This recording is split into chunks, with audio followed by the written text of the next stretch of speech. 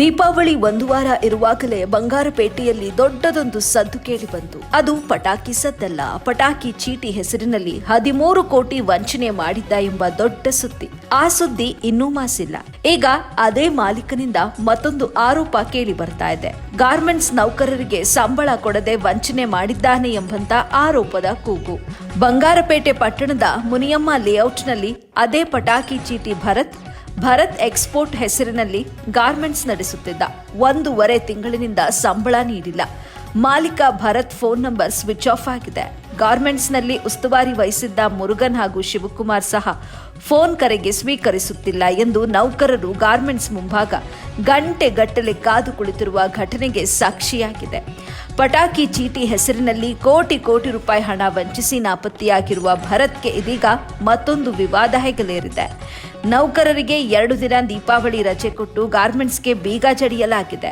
ಮಾಲೀಕರು ಮೇಲ್ವಿಚಾರಕರು ಕೂಡ ಕೈಗೆ ಸಿಗ್ತಾ ಇಲ್ಲ, ಫೋನ್ ನಂಬರ್ಗೂ ಸಿಗ್ತಾ ಇಲ್ಲ.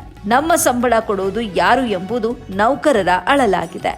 ಬಂಗಾರಪೇಟೆ ಕೆಜಿಎಫ್ ಆಂಧ್ರ ಪ್ರದೇಶದ ವಿಕೋಟೆಯಲ್ಲಿ ಗಾರ್ಮೆಂಟ್ಸ್ ಉದ್ಯಮ ನಡೆಸುತ್ತಿದ್ದ ಭರತ್ ನೌಕರರಿಗೆ ಸಂಬಳ ಕೊಡಲಾಗದೆ ಈಗ ಆ ವ್ಯವಹಾರದಲ್ಲೂ ಮುಗ್ಗರಿಸಿದ್ದಾನೆ ಎಂಬ ಆರೋಪ ಕೇಳಿಬಂದಿದೆ. ಪ್ರತಿ ವ್ಯವಹಾರದಲ್ಲೂ ಎಡವುತ್ತಾ ಸಾರ್ವಜನಿಕರಿಗೆ ನಾಮ ಹಾಕುತ್ತಿರುವ ಭರತ್ಗೆ ಪೊಲೀಸರು ಹುಡುಕಿ ನೆಟ್ಟಗೆ ನಡೆಯುವಂತೆ ಶಾಸ್ತಿ ಮಾಡಬೇಕು ಎಂಬುದು ಸಾರ್ವಜನಿಕರ ಆಗ್ರಹವಾಗಿದೆ. ವರದಿ ಇಲಿಯಾಸ್ ಪಾಷಾ, ಎಬಿ ನ್ಯೂಸ್ ಕನ್ನಡ, ಬಂಗಾರಪೇಟೆ.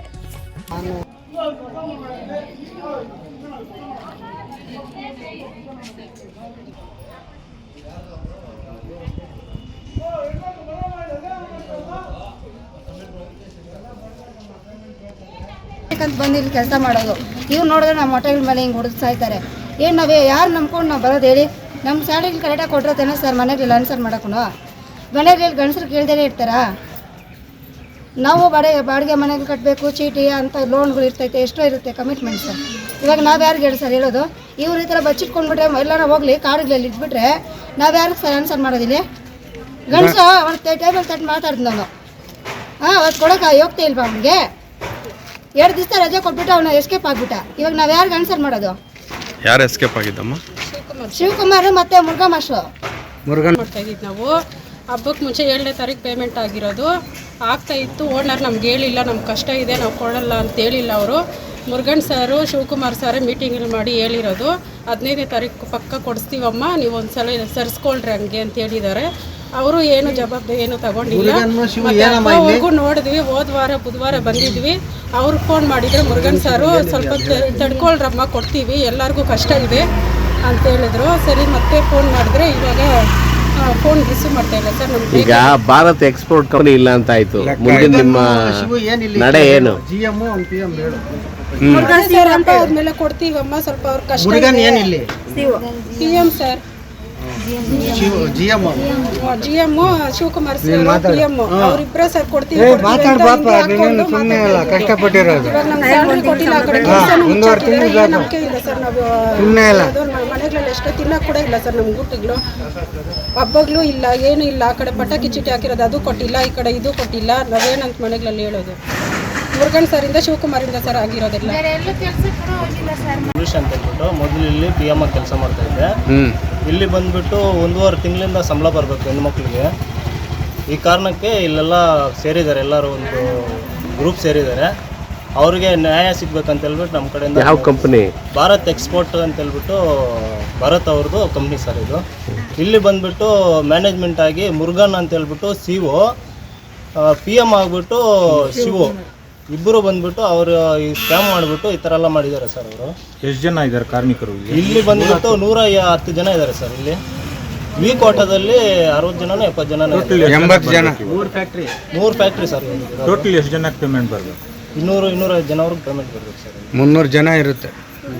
ಕೆಲ್ಸಕ್ಕೆ ಹೋಗ್ತೀರಾ, ಬೇರೆ ಕಡೆ ಹೋಗ್ತೀರಾ, ನೀವು ಇಷ್ಟು ದಿನ ಸಂಪಾದನೆ ಮಾಡಿದ್ದು ಎಲ್ಲಿ ಅಮೌಂಟ್ ಅಂತ ಮನೆಗಳಲ್ಲಿ ಬೈತಾ ಇದ್ದಾರೆ ಸರ್. ನಾವು ಬಾಡಿಗೆ ಕಟ್ಟೋರು, ಲೋನುಗಳು ಎಷ್ಟು ಇದೆ ಸರ್. ಮನೆಗಳ ಹತ್ರ ಬಂದು ಸಾಲಗಾರ ಬಂದು ಕೇಳಿದ್ರೆ ನಾವೇನು ಹೇಳೋದು ಸರ್? ಅವ್ರ ಹತ್ರ ಉಗಿಸ್ಕೊಳೋದ, ಮನೆಯಲ್ಲಿ ಉಗಿಸ್ಕೊಳೋದು ಸರ್? ಯಾವುದೊಂದು ಬಂದು ನಮಗೆ ಬಂದು ಹೇಳಿದ್ರೆ ನಾವು ನಂಬಿಕೆಯಿಂದ ಕೆಲಸ ಆದರೂ ಮಾಡ್ಬೋದು, ಇಲ್ಲಾಂದರೆ ಏನಂದ ಒಂದು ಹೇಳಿದ್ರೆ ಅಲ್ಲ ಸರ್, ಏನು ಹೇಳ್ತೀರಾ ಸೈಲೆಂಟ್ ಆಗಿದ್ರೆ ಹೆಂಗೆ ಸರ್? ಮುರುಗನ್ ಮಾಸ್ಟರ್ ನೋಡಿದ್ರೆ ಯಾವುದೂ ಹೇಳ್ತಾ ಏನು ನನಗೆ ಗೊತ್ತಿಲ್ಲ, ಮನೆ ನೋಡಿದ್ರೆ ಕೇಳಿದ್ರೆ ಕಂಪ್ಲೇಂಟ್ ಕೊಡೋಗ್ರಿ ಅಂತ ಹೇಳಿದ್ರು. ಅವ್ರು ನೋಡಿದ್ರೆ ಇವಾಗ ನೋಡಿದ್ರೆ ನಮ್ಗೆ ಪೇಮೆಂಟ್ ಬೇಕೇ ಬೇಕು ಸರ್, ಏನನ್ನ ಮಾಡ್ಕೊಂಡ್ಲಿ. 8ನೇ ತಾರೀಕು ಕೆಳಗಡೆ ನಾನು ಕರೆದ್ಬಿಟ್ಟು ಅವ್ರು ಓನರ್ ಭರತ್ ಸರ್ಗೆ ಕೇಳಿದೆ, ಸರ್ 10ಗೆ ಕೊಟ್ಬಿಡೋಣ ಸರ್ ಪೇಮೆಂಟ್, ಹಬ್ಬ ಬೇರೆ ಬರ್ತಾ ಇದೆ ಅಂತ ಹೇಳ್ಬಿಟ್ಟು ಅವ್ರು ಕೊಡಕ್ಕೆ ರೆಡಿ ಆಗಿದ್ರು. ಆ ಮುರುಗನ್ ಶಿವ ಅಂತ ಹೇಳ್ಬಿಟ್ಟು ಅವನು ಶಿವ ಬಂದು ಇಲ್ಲಿ PM, ಮುರುಗನ್ ಬಂದುಬಿಟ್ಟು ಇಲ್ಲಿ GM. ಸರ್ ಪರವಾಗಿಲ್ಲ, ನೀವು ಹೋಗಿ ನಾನು ಮೇಂಟೈನ್ ಮಾಡ್ಕೊತೀನಿ, ವರ್ಕರ್ಸ್ಗೆಲ್ಲ ಹೆಲ್ಪ್ ಮಾಡ್ತೀನಿ ಅಂತ ಹೇಳಿಬಿಟ್ಟು ಅವರು ಹೊರಟೋದ್ರು. ಆಮೇಲೆ ಮೇಲೆ ಮುರುಗನ್ನು ಶಿವು ಹೋಗ್ಬಿಟ್ಟು ಎಲ್ಲರಿಗೆ ಮೀಟಿಂಗ್ ಮಾಡಿದ್ದಾರೆ, ಕೇಳಿ ಸರ್ 2 ದಿವಸ ಲೀವ್ ತೊಗೊಳ್ಳಿ, ಆಮೇಲೆ ಬಂದು ನಿಮಗೆ ಪೇಮೆಂಟ್ ಕೊಡ್ತೀನಿ ಅಂತ. ಅವರು ಲಾಪತ್ತ ಇದೆ, ಇವ್ರಿಗೆ ಓನರ್ಗೆ ಫೋನ್ ಮಾಡಿದ್ರೆ ಸ್ವಿಚ್ ಆಫ್. ನನಗೆ ಎಲ್ಲರಿಗೆ 1.5 ತಿಂಗಳು ಪೇಮೆಂಟ್ ಬರಬೇಕು ಸರ್, ನಾವು ಬೇರೆ ಕಡೆ ಕೆಲಸಕ್ಕೆ ಹೋಗೋಂಗೂ ಇಲ್ಲ, ಇಲ್ಲಿ ಮಾಡೋಂಗೂ ಇಲ್ಲ, ಆ ಥರ ಆಗಿಬಿಟ್ಟಿದೆ ಸರ್. ಅಂದಾಜು ಎಷ್ಟು ಬರಬೇಕು ಸರ್ 1 ತಿಂಗಳದ್ದು ಪೇಮೆಂಟು ನಾನು ಪ್ರಿಪೇರ್ ಮಾಡಿ ಇಕ್ಕಿದ್ದೀನಿ, 12 ಲಕ್ಷ ಬರಬೇಕು ಸರಿನಾ. ಇನ್ನು 15 ಡೇಸ್ದು ಬರಬೇಕು, ಅದು ಇನ್ನೂ ಲೆಕ್ಕ ಹಾಕಿಲ್ಲ. 1 ಮಂತ್ ಪೇಮೆಂಟ್ ನಾನು ಪ್ರಿಪೇರ್ ಮಾಡಿ ಇಕ್ಕಿದ್ದೀನಿ ಸರ್. 1.5 ತಿಂಗಳದ್ದು ಬರ್ಬೇಕು ಸರ್. ಹಂಗಾದ್ರೆ 1.5 ತಿಂಗಳದ್ದು ಸೇರಿದ್ರೆ ಹತ್ರ ಒಂದು 18,000 ಬರಬೇಕು. 18 ಕರ್ನಾಟಕ ರಾಜ್ಯದಾದ್ಯಂತ ವಿವಿಧ ಜಿಲ್ಲಾ ಹಾಗೂ ತಾಲೂಕು ಕೇಂದ್ರಗಳಿಗೆ AB ನ್ಯೂಸ್ ಕನ್ನಡ ಟಿವಿ ಚಾನೆಲ್ಗೆ ವರದಿಗಾರರು ಬೇಕಾಗಿದ್ದಾರೆ. ಅನುಭವ ಹಾಗೂ ಆಸಕ್ತ ವರದಿಗಾರರು ಸಂಪರ್ಕಿಸಿ. ರಾಷ್ಟ್ರೀಯ ಮುಖ್ಯಸ್ಥರು ರಂಜಾನ್ ಮುಜಾವರ್ 8971212943.